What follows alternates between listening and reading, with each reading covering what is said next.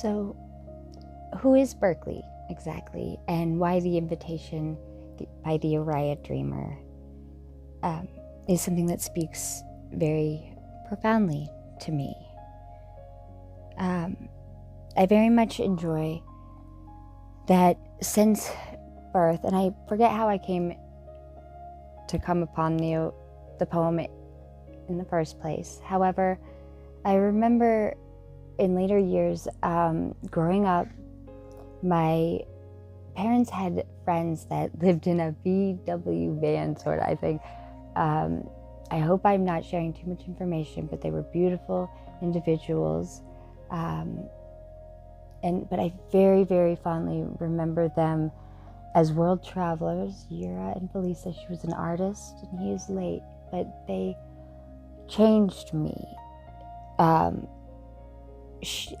believe it was he that had the poem and her that helped me delve into it a little bit more individually, each column and phrase by phrase, and how you can mix and match. I'm sure that you will hear some of them in that way used throughout the entirety of my podcast here, which I hope it is understood that my purpose is just to help find words that help guide you, open your mind, and expand possibilities, offer a new perspective of the areas in the life you already live, to show you who you are truly, what truly defines you. And this is what truly defines me, I feel. It has a special place in my heart also because my parents built in this Rocky Mountain. It was a small town in the middle of nowhere in the woods. And there is a pitch black, deafening silence that can be had at my parents' house. In fact, this last summer, I was there by myself and the power went out. And by that, I mean, we run off a booster, which boosts signal from town, which we're 5 minutes. You lose signal 5 minutes away from our house, and you get it right around our general area. There are even parts of our lovely home that are our property that don't get cell service, even in the house. And we don't have a big house. This get to know me section will be broken up. This one's about Oriah, but I'd love to tell you more about my home and my family. In this sense, when the power goes out and the internet goes out nowadays, you used to have VCRs alarms. I'm still 80s, 90s, which is cool, I think very cool, because now everything is gone. And I don't know if anyone else has this. I see the cell phone shows and I'm like, they should come to my house because everything is out. There is no music, there is no light, there is no sound, and it is dark. If you want it to be, if in most of the areas of our house, we don't have a lot of things buzzing electronically and things like that, which I very appreciate, very much. And it can be deafening. It is highly startling, eerie. If you've seen Silence of the Lambs, it's kind of like that. You can't see the hairs that may be waving in your face. You can only hear a sound if you make it. It is worldly, and it becomes undark. It becomes full of color, of weird things. You can go to a dark place, or you can find something that feeds your soul. And for me, it was Oriah.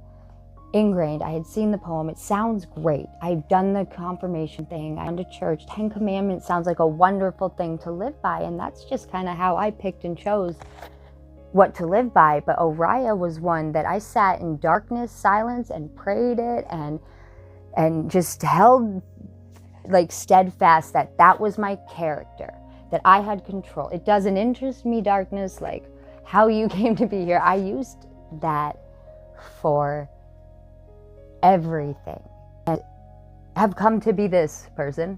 So I would like to think it did me quite well.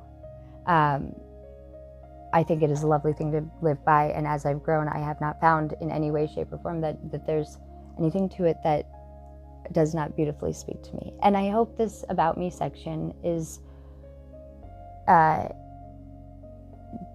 hope to have some quotes, some of my favorite things like that, just sort of it's inside information about who I am, where I come from, and I guess my motives, and how I can believe so strongly in my intentions and what I'm doing and in my passions.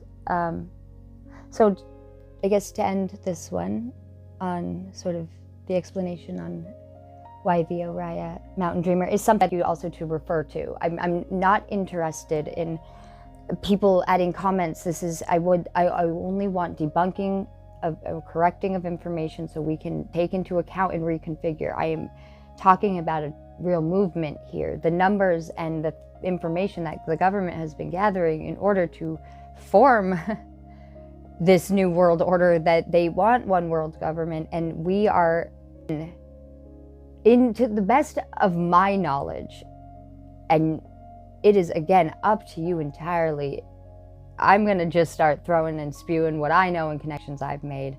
I hope you see them, because it is very, very, very clear to me that they have been doing something in a total institution that is very deliberate. And we are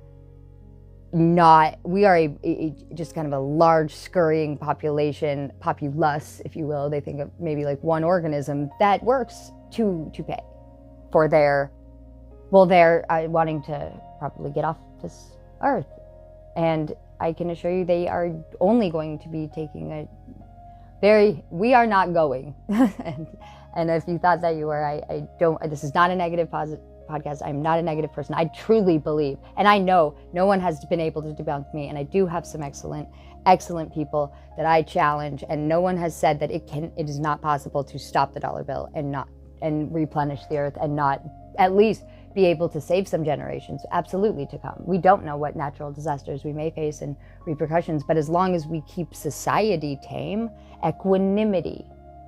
We did so with the discovery of extraterrestrials by ourselves, kept our jobs, kept the peace, and our president threw us into a war that I am not proud that I don't follow politics. I am someone who is very interested in knowing all sides and everything I'm talking about in order to make an actual decision that something can happen.